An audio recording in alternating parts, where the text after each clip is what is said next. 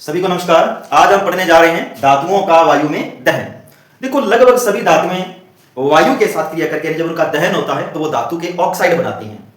जैसे हम बात करें, जैसे कॉपर है, कॉपर का जब वायु में दहन होता है तो वायु से क्रिया करती है O2 से, और क्रिया करने के बाद में एक काले रंग का यौगिक कॉपर ऑक्साइड बनता है। ठीक है ना। तो इसलिए हम कह सकते हैं कि लगभग सभी धातुएं, ऐसा नहीं है कि सारी धातुएं O2 से क्रिया करके ऑक्साइड बनाएंगी, लगभग सभी धातुएं बनाती हैं। और ऐसा भी नहीं है कि O2 के साथ क्रिया सभी धातुओं की मतलब सेम होती है, सभी की अभिक्रिया की जो दर है वो अलग अलग होती है। ठीक है, तो हम लिख देंगे कि इसके अंदर की लगभग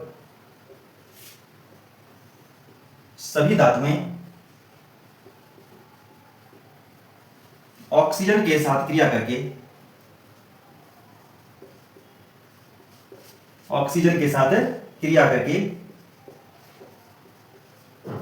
धातु के ऑक्साइड बनाती हैं, धातु के ऑक्साइड बनाती हैं।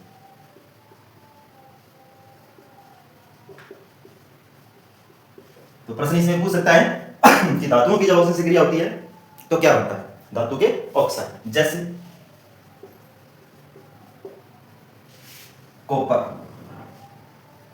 कॉपर वायु से क्रिया करके, वायु का मतलब यहां पर O2 है, कॉपर वायु से क्रिया करके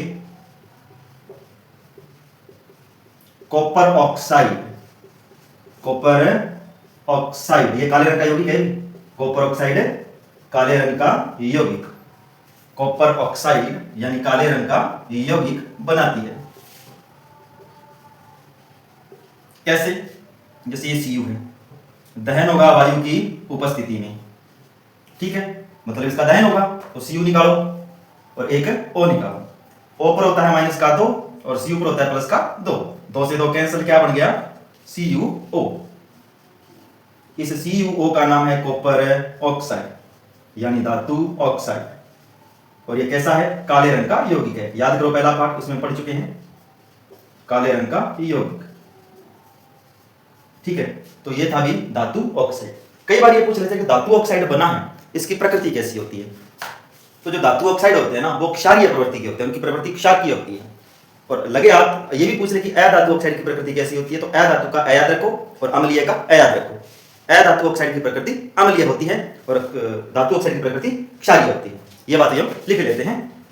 ठीक है, तो लिखना है कि धातु ऑक्साइड की प्रकृति क्षारकीय होती है,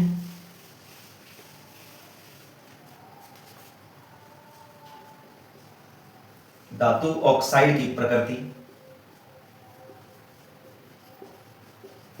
कैसी है? अभी क्षारकीय या क्षारीय।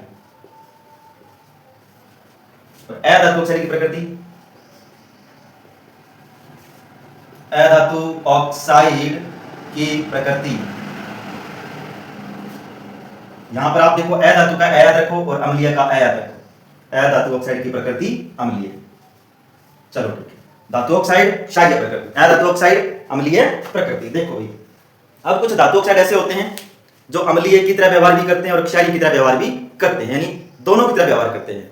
और ऐसे धातु ऑक्साइड जो अम्ल से और क्षार से क्रिया करके लवण और जल बनाते हैं, उन्हें उभयधर्मी ऑक्साइड कहते हैं। ठीक है ना। तो ये भी हम लिखेंगे कि कुछ धातु ऑक्साइड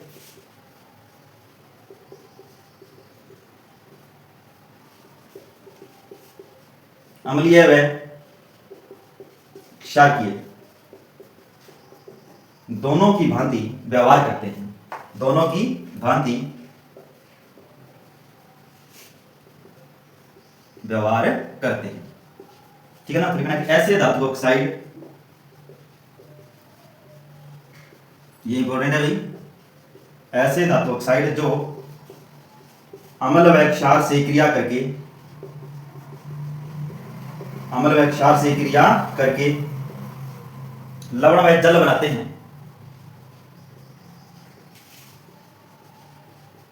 लवण व जल बनाते हैं,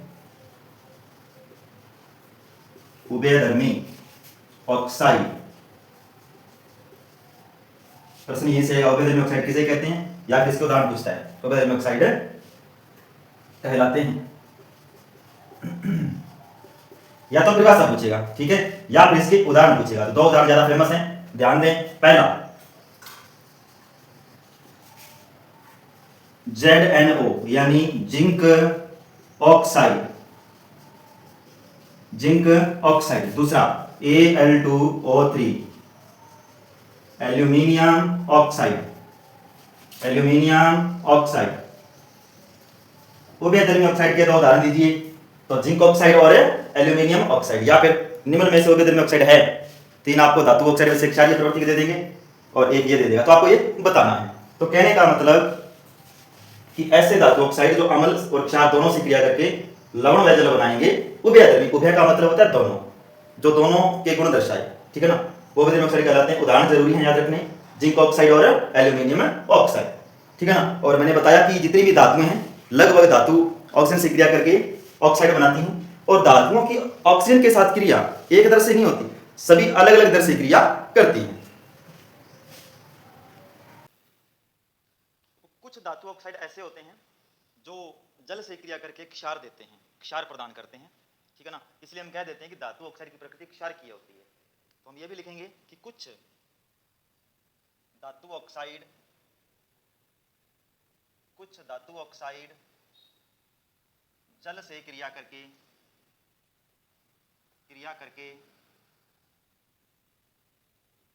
क्षार प्रदान करते हैं, क्षार बनाते हैं, क्षार प्रदान करते हैं। जैसे सोडियम ऑक्साइड और पोटेशियम ऑक्साइड और पोटेशियम ऑक्साइड। तो देखो अभिक्रिया देखते हैं इसकी। सोडियम ऑक्साइड यानी Na2O, जब ये क्रिया करेंगे किसके साथ? जल के साथ। तो आपको पता है जल में एक H होता है और एक OH होता है, और इधर क्या है? Na प्लस का है और O माइनस का है, तो प्लस वाला क्रिया करेगा माइनस वाले के साथ। तो Na है, Na को निकालो, और OH है, OH को निकालो। OH पे होता है माइनस का एक, Na पे होता है प्लस का एक से एक कट जाएगा, क्या बन गया? NaOH। और NaOH के ब्रैकेट में हम AQ लगाते हैं। AQ का मतलब होता है जलीय विलयन, यानी ये जल के अंदर घुला हुआ है, ठीक है ना। और जब धातु ऑक्साइड जल में घुलकर क्षार देते हैं, कौन से हैं? जैसे सोडियम ऑक्साइड, ये सोडियम ऑक्साइड इस जल में घुलता है और जल में घुलकर क्षार प्रदान करता है, यानी जल में घुलनशील है, इसलिए AQ लगाया गया है। अब कहीं आप इसका H और इसका O बना के H2O अलग निकाल दो, अलग नहीं निकालना है, जल इसके अंदर ही है, ठीक है, तभी तो AQ लगा है। उसके बाद सेम यही क्रिया इसके अंदर होगी, K2O पोटेशियम ऑक्साइड, वही इसमें एक H प्लस और एक OH माइनस होता है, और इसका K प्लस का और O माइनस का है, प्लस वाला माइनस वाले के साथ। प्लस वाला कौन है? K, माइनस वाला कौन है? OH, OH पे माइनस एक, K पर प्लस एक, एक से एक कट गया, क्या बन गया? KOH potassium hydroxide. तो इसके ब्रैकेट में AQ लगाते हैं। AQ का मतलब होता है जलीय विलयन, एक्वा सॉल्यूशन जलीय विलयन, जल में घुलनशील है। तो कुछ धातु ऑक्साइड जल में घुलकर क्षार प्रदान करते हैं, जैसे सोडियम ऑक्साइड और पोटेशियम ऑक्साइड। अब देखो भाई, कुछ धातुएं जो हैं वो वायु के साथ बहुत तेजी से क्रिया करती हैं और कुछ बिल्कुल नहीं क्रिया करती, ठीक है ना। तो ये भी हम लिखेंगे कि कुछ धातु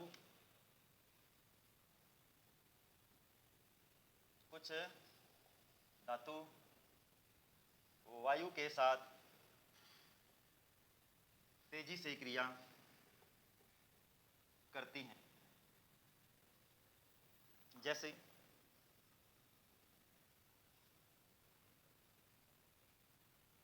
सोडियम व पोटेशियम। देखो सोडियम और पोटेशियम ये इतनी तेजी से क्रिया करती हैं कि इनको खुला छोड़ेंगे तो ये आग पकड़ लेती हैं, इनके आग लग जाती हैं, इसलिए इनको केरोसिन में डुबो कर रखा जाता है। ये बात हम पहले लिख चुके हैं, इसलिए हम लिखेंगे नहीं, ठीक है ना, कि सोडियम और पोटेशियम को वायु में खुला छोड़ने पर या नमी आ जाएगी, जल आ जाएगा, तो ये क्रिया कर लेंगी, और क्रिया करते इनको आग लग जाती है, इसलिए इनको बचाने के लिए केरोसिन के तेल में यानी मिट्टी के तेल में डुबो कर रखा जाता है, संग्रहित किया जाता है, ठीक है। और एक तो सिल्वर यानी Ag, जिसे आप चांदी बोलते हो, एक गोल्ड यानी Au, ओरम लैटिन नाम है। अत्यंत ताप पर भी, यानी बहुत ज्यादा टेम्परेचर पर भी,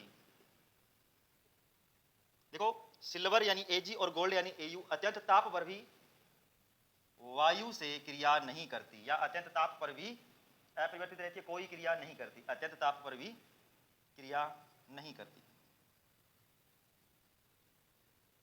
तो प्रश्न ये बहुत बढ़िया बनता है कि कौन सी धातु है जो अत्यंत ताप पर भी क्रियाशील नहीं है, क्रिया नहीं करती? सिल्वर और Au यानी गोल्ड, सिल्वर और गोल्ड। ठीक है, तो ये था धातुओं का वायु में दहन।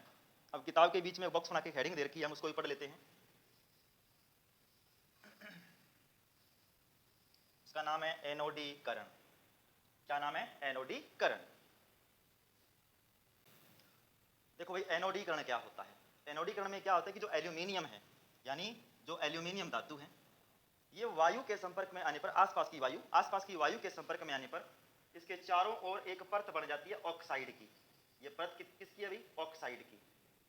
ये ऑक्साइड की परत है। चलो ठीक है। अब ये जो ऑक्साइड की परत है ना, इस एल्यूमिनियम को संक्षारण से बचाती है। किससे बचाती है? संक्षारण से बचाती है। अब ये पतली परत है, इस परत को और मोटा कर देना। अब इस परत को अगर हम और मोटा कर दें, इस परत को और मोटा कर देना ही क्या कहलाता है? एनोडीकरण। और इस परत को और मोटा करने का काम है वो कौन सी विधि से किया जाता है? विद्युत अपघटन विधि से किया जाता है। तो हम इसके बारे में लिखेंगे और यही एनोडीकरण होता है भाई। ठीक है, तो ये लिखना है कि वायु के संपर्क में आने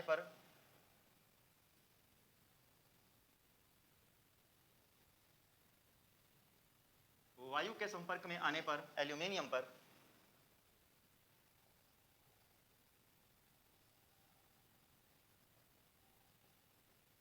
ऑक्साइड की